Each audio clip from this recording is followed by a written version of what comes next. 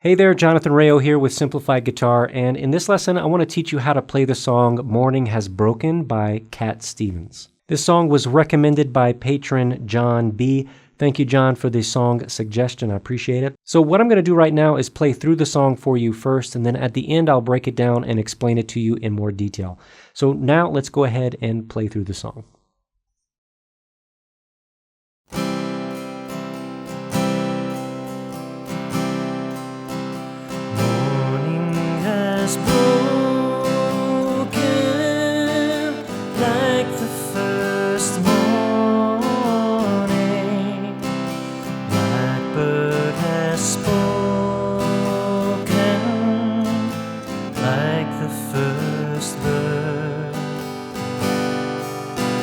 Praise for the singing,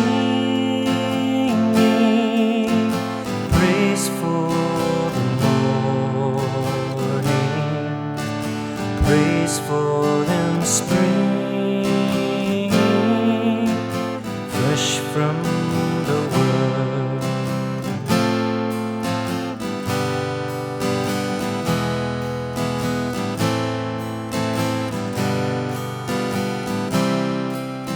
Sweet the rain's new fall, sunlit from heaven, like the first dew fall on the first grass. Praise for the sweetness of the wet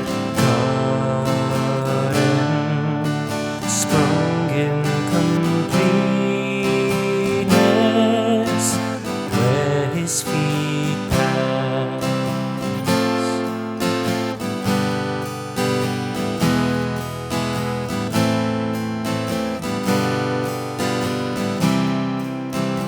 Mine is the sunlight, mine is the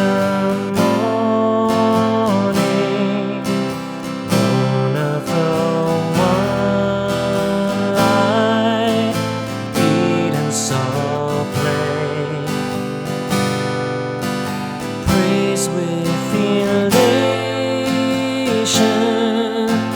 praise every morning, God's recreation of the new day.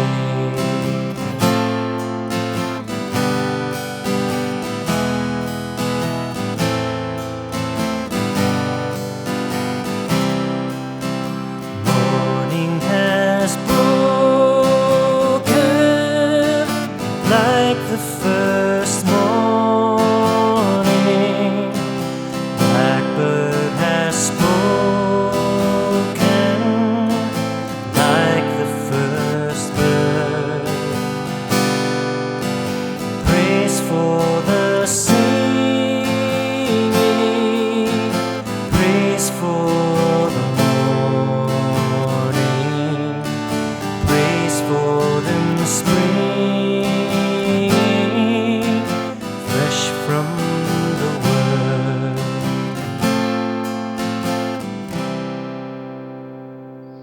All right, so this song has a lot of chord transitions. We're kind of going all over the place, but we're going to be in the key of C. Now, in the original song, there is a part of the song where we modulate up from the key of C to the key of D, and then we go back down to the key of C. I did not do that for this play along. That brings up the difficulty level even more. This song is already pretty complicated to play because of the amount of chords and the amount of transitions we have for this song. Adding a modulation in there is just going to make this song so difficult. But of course, if you want to do that, you can. We would just be going from the key of C, modulating up to the key of D. We're gonna if we do that, there's a lot of bar chords in there as well, some F sharps and B minors and things that we would need to play in that key, which is why I removed it. So even without that modulation, we have a lot of chords in here.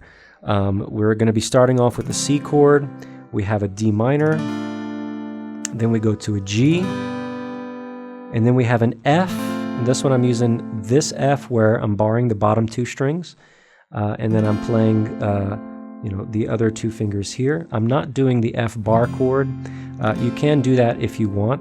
Either one would work fine. I'm also not doing the F over C, which if you know any of my, if you've been around this channel long enough, you know that I use an F over C a lot in the key of C. But I'm not doing that for this song, just because we want to be able to hear that F very clearly for this, because we're going all over the place, and we've got so many chords and we're jumping all over. We want that F to be very pronounced and clear. We don't want to have that open high E at the bottom, muddling things up. So I'm going to that F, more of a traditional F there. Okay. We also have an E minor, an A minor, traditional A minor, and then we have a D7.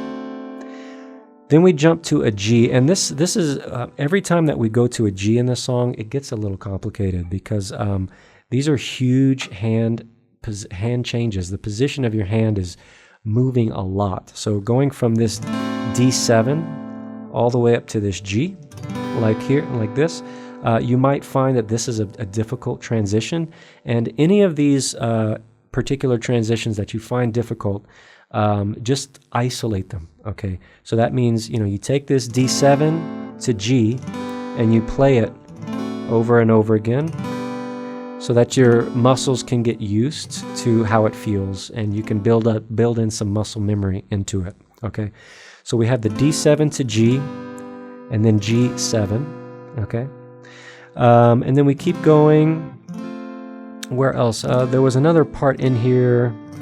Oh, okay, so there's another G that comes on towards the very end of the verse, okay?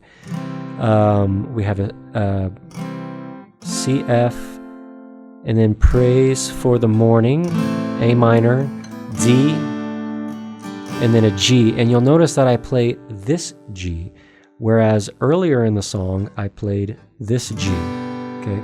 They're both a G, so why am I doing two different Gs? Isn't that making things more complicated? The reason I'm doing this G after the D is for ease of transitions. And you'll notice that this is a common theme. Anytime you want to pick the chords that you're going to play based on how easy they are to get to from the chords around them. Okay, so and you'll notice that for this song, even if that means I play the same chord two different ways, it makes the transitions easier. And especially for this song where we have so many transitions, it's going to be important that we pick out chords that make the transitions easier. Okay, so coming from this D major to this, I'm sorry, D major, did I say D? D major to this G is a much easier transition than having to remove all my fingers and go to this G, okay? Because with this D to the other, to this G, this third finger is already in place. I can kind of keep it there as an anchor and jump to this G. It's much quicker to do that than to remove all of my fingers and go to this G, okay? So again, easier transitions, it makes the playthrough, it makes for less mistakes, okay, if you can find easier ways to get to other chords. So we have this G, different variation, C, F, and then you'll see I'll go back to this G again with my second, third, and fourth finger, okay, and then a C.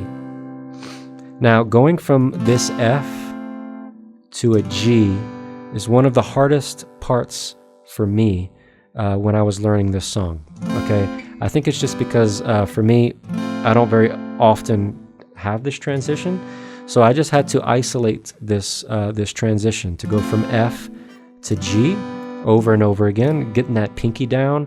That part was tricky for me, so I just had to isolate that problem and keep playing it over and over and over again. And so that's how you clean up those problems, okay?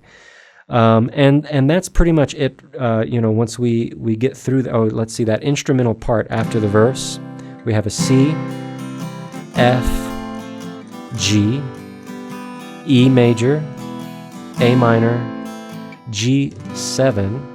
So we go from an A minor straight to a G7. So my pinky's not going down, it's staying up in the air, okay? So A minor, G7, C. It's actually easier to do that, to go to a G7, than to go to a regular G and try to get that pinky down and then back away. So that G7 kind of helps a little bit, okay? All right, and yeah, that's pretty much it. Now, when it comes to the rhythm, we're going to be using the sway pattern, which is a 3-beat pattern, and we're putting emphasis on beat 1. Okay, so we have 1, 2, and 3, and 1, 2, and 3, and 1, 2, and 3, and 1. Okay, so that's the pattern that we're going to be using for this whole song. It never changes.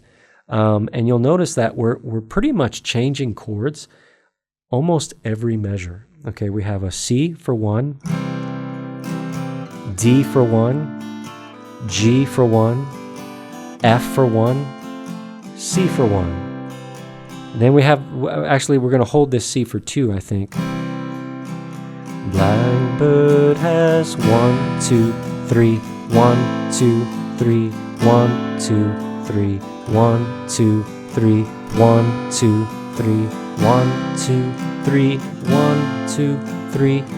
Oh, the F we're going to hold for 2. 2, 3, 2, 2, 3, 1, 2, 3, 1, 2, 3, 1, 2, 3. So, I mean, we're changing chords constantly for this song. So there's so many transitions. In fact, this is a great song. This would be a great song to practice your transitions, because it's practically, an exercise in transitions. So that's what, that's a good thing. If you have a problem with transitions, this song can be challenging, frustrating, but also can be great practice to get very comfortable with transitions. We're doing a lot of them for this song. Okay. So, yeah, that's pretty much it. Again, as I was saying, and this is what I do all the time, is when you find a problem, you pinpoint a problem transition or a problem chord, and then you isolate it, slow it down, and practice it on repeat.